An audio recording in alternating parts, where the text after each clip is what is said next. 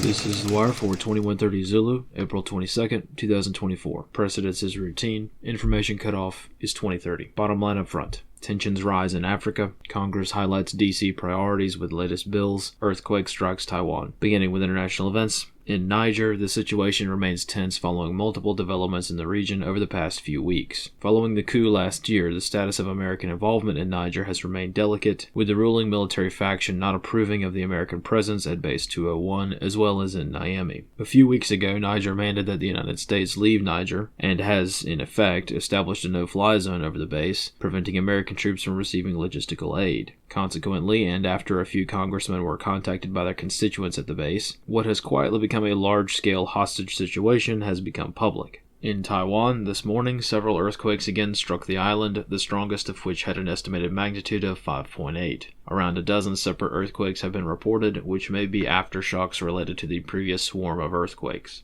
On the home front, in Washington, D.C., over the weekend, all of the recent allegedly hotly contested bills passed in Congress. All of the funding bills passed with zero changes, along with the TikTok ban bill and the renewal of FISA Section 702 to continue warrantless surveillance of all Americans except members of Congress. Analysts comment. Passing a bill to ban a social media app due to Chinese surveillance while literally using the color of law to remove the Fourth Amendment is not merely ironic, but a deliberate message to the American people. As illegal surveillance is an American pastime at this point, solidifying these actions publicly is merely checking the box to improve the efficiency of the already streamlined political targeting process.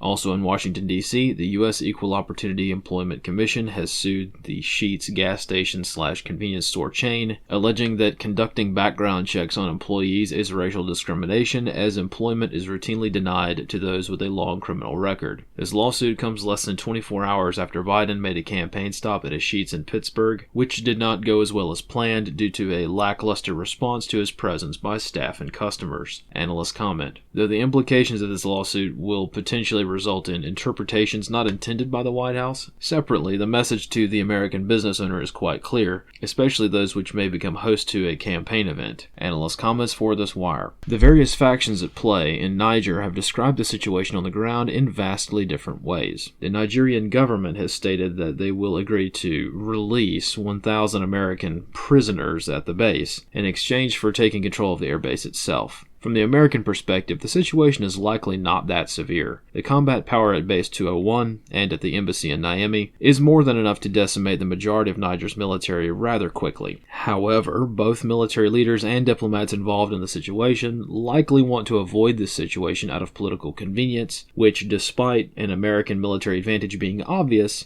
can be made more militarily complicated by the Nigerians. As America's forays in Africa often meet unexpected and politically impacting ends, it is likely that the United States seeks to withdraw from this base quietly. The situation is compounded by the situation in Djibouti, which has deteriorated severely following the events that led to Yemeni targeting in the Red Sea, Horn of Africa region. Djibouti took the side of Yemen, which was rather inconvenient for the exceptionally large American military bases in the region. Protests against American military presence, along with pressure from local governments, has resulted in the United States being placed on the back foot with regards to two major military footholds in Africa. Though a failure on the proportions of the fall of Kabul is not likely just yet, the potential for major and devastating military losses, including the loss of many American lives, is possible if tensions continue to sour to the point that the United States is forced out of Africa at the tip of the bayonet. This concludes The Wire for 2130 Zulu, April 22nd, 2024.